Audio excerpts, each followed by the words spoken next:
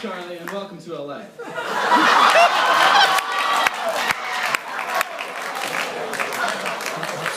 the speech.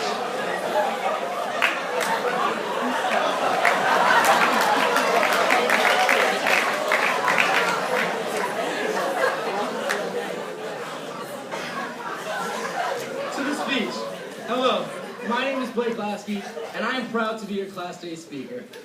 I came to Latin in the 5th grade a defector from the Chicago City Day School, which is why I assume I'm never invited to any of Ryan Lewis's City Day reunion parties, or his regular high school parties for that matter. Despite this reality, I consider myself a Latin lifer, even though I wasn't invited to that gathering either. My 8 years at Latin has been the most formative period of my life, and I've had the privilege to be a part of the class of 2013.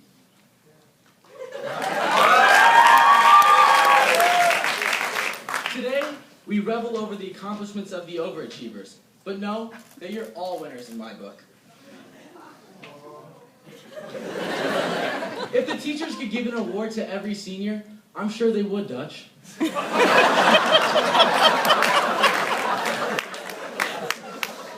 all seriousness, do not let getting an award or not getting an award today define your success here at Latin or in the real world. If it makes you feel better, I'm not getting an award either, and was most likely not even in the conversation. It's funny because it's true. Today, we celebrate the epic conclusion of 2013's journey and marvel at the real award, the Latin experience. So with that, let's take a trip down memory lane. The first day of high school, I strutted in at 5'6", a mouthful of metal, confidently shaped like CeeLo Green.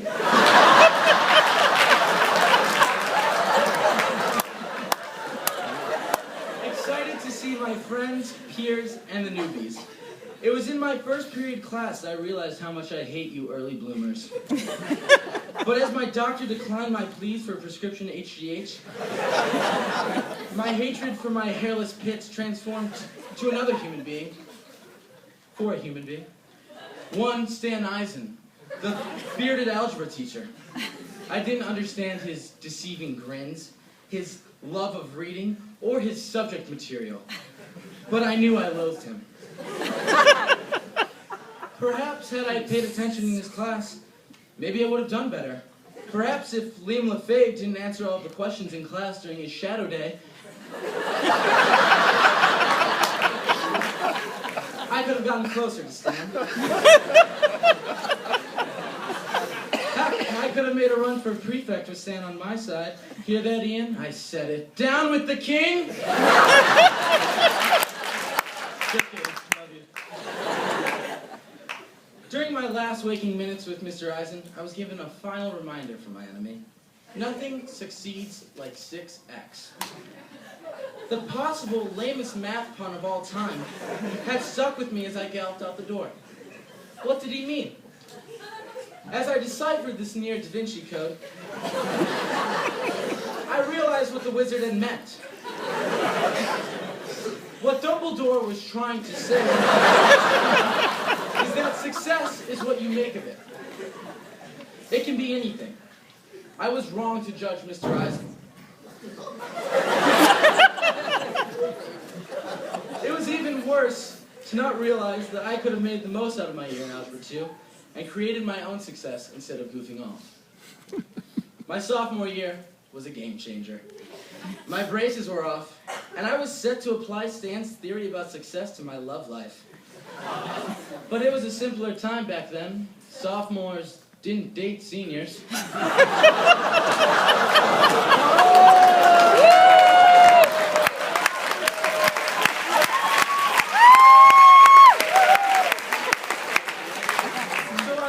Attention to my golf game, because nothing's more attractive than a golfer in Argyle.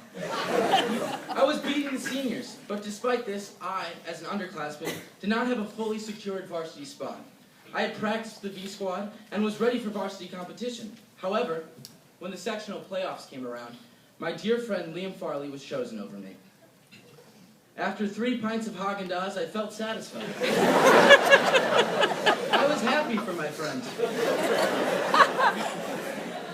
On the eve of the sectional tournament was homecoming. And believe me, back then, it was a blast. Before the dance, Liam, Josh Meister, and I went to PJ Clark's for some good old grub. Farley was being indecisive about his order. And so, just driving Josh and I absolutely insane. So eventually I just blurted out, "Get the mini burgers, bro." Around 3 a.m. that night, Liam Farley was sent to the hospital on account of a mini cheeseburger that had accidentally opened a blep in his lungs.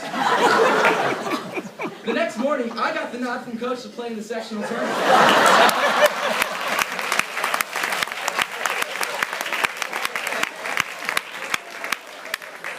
After the round, piggybacked by my low score, Latin Golf made its first state tournament. When I texted Liam to see how he's doing, he said he was doing well. But more importantly, I learned another thing about success. Success is when preparation meets opportunity. So sometimes your friends choke on a cheeseburger, and you gotta step up at the plate. Regardless, success came from a combination of hard work and opportunity. I would have never truly grasped that if it weren't for my time here at Latin. And Liam eventually learned to chew his food.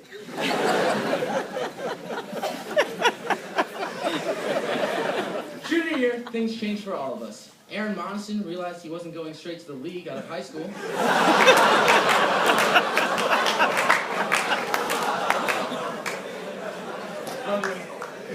Tex and Matt began plotting their takeover of the computer lab. Alejandro started sleeping in the lounge as the thought of college loomed over all of us. The activities section of the Common App had now become more obvious. Paul Fabia even realized that weightlifting wasn't a legitimate extracurricular. And thus, the Latin Health and Fitness Club was born. Yes, that was the thing. Who are your co-heads next year?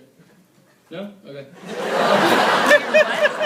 Anyways, the pressure to impress colleges translated to how we went about our everyday business. For example, I didn't get why everyone in A-Push tried to win over the heart of Miss Hennessy. But to me, she was more like Miss Judas, as she slobbed over Downton Abbey references with Amy and Anthea. We get it, Miss Hennessy. You're the cool teacher. As I was saying, I became conscious of those extracurriculars and grew increasingly jealous of my classmates. There was Rachel Stone, the LeBron of Model UN, the MVP delegate whose game is respected but is also clearly hated. Those damn Model UN kids who suck up to Gildan. Even the Gentiles of Model UN got shout-outs in the Hanukkah song. I was the only Jew in the high school who didn't get mentioned. Not very Funica.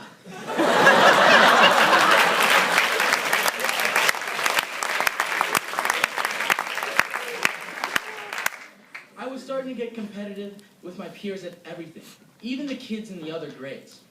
Damn you, Yinga.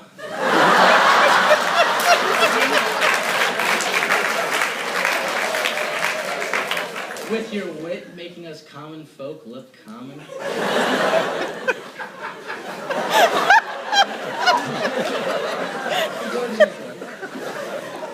Later in the year, Naviance made it clear I couldn't hang with these big dogs.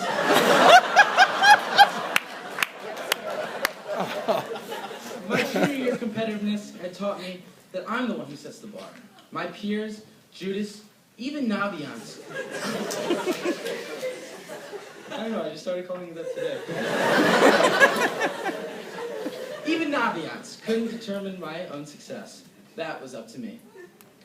Then there was senior year, which was as great as we made it look. The forum became controversial. Sharika was born. Sharika, sorry. I don't know, like Mr. Tempone had already made a bunch of references. And William Pritzker convinced life that torture was ethical.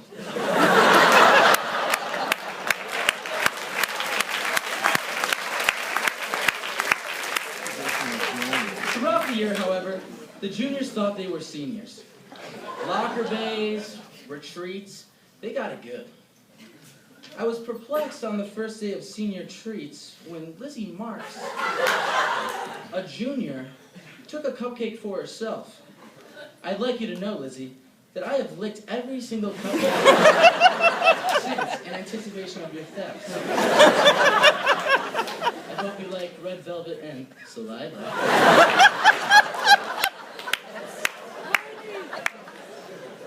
The juniors also got their own fancy lounge. So on ditch day, the juniors thought they'd shove it in our face and destroy the senior lounge. How could you, Jacob Kruger? You have no soul? It became clear that the juniors thought they could have 2 senior years. I'm the only one who can be a senior year.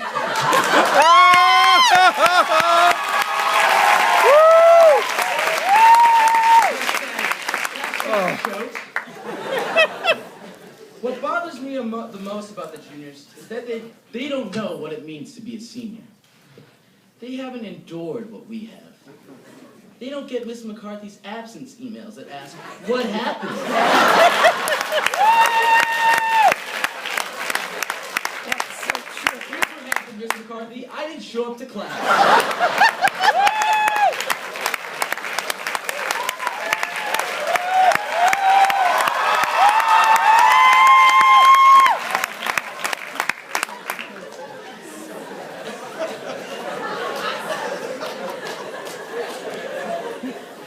The juniors don't know what it's like to feel physically inferior to other grades.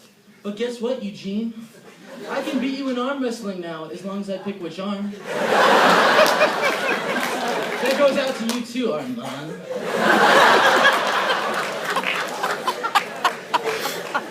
The juniors haven't had the embarrassment of trying to dress like Mr. Joyce for Teacher Impersonation Day. They're just not my look, you know? It's just like different body types. Whatever. No, they didn't have to lead, the basketball team to a victory at Loyola. We did lose homecoming, soccer regionals, DePaul, the girls' soccer regional, and tennis sectionals. But did I mention we won Loyola? 2014 wasn't verbally abused by freshman Kelsey Barone in the halls. It's okay, Rafer. Kelsey said she was sorry. Sure, Kelsey? Vegan?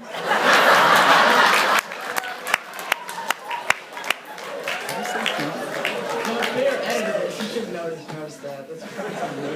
That's on me. All right, moving on. Juniors don't have to worry about Hetty Gottfried rejecting them. Juniors don't have to worry about Hetty rejecting them to conga at prom. Seriously, Hetty, you can apologize to me whenever. A Hallmark card would suffice. Other than that, I think we can all agree prom was a huge success. It was a time for us seniors and wannabe seniors to finally come together. But worst of all, the juniors don't have to feel the pain of knowing that this is the very end. Aware of this cruel reality, 2013 established our class identity as a driven, passionate bunch. Christina Bianco sang the national anthem for the Cubs. Charlotte Collins dissected crawfish for encyclopedias. Laura Barker wrote a book, and I memorized the movie 13 Going on 30. We found success through our passions. Mr. Graff challenged us seniors to be leaders at the start of the year. Not only have we embodied leadership, we have demonstrated the value of the Latin experience. We have had our own individual as well as unified success that will forever cement our legacy here at Latin as a class. To the underclassmen forced to be here today, I hope you too can leave a respectable legacy. So awards or no awards, all of us during our time here at Latin have... all of us during our time here at Latin learned to find success and how to create it from hard work, opportunity, and passion. That's what we celebrate today. As Arjane once said, if love was a bug, I'd squish it.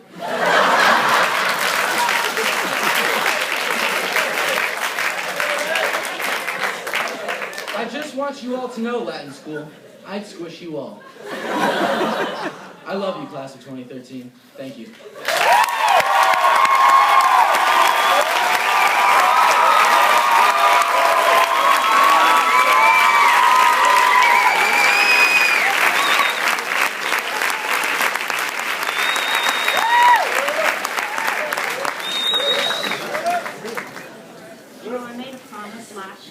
I forgot about it, which was never ever to follow your two speakers.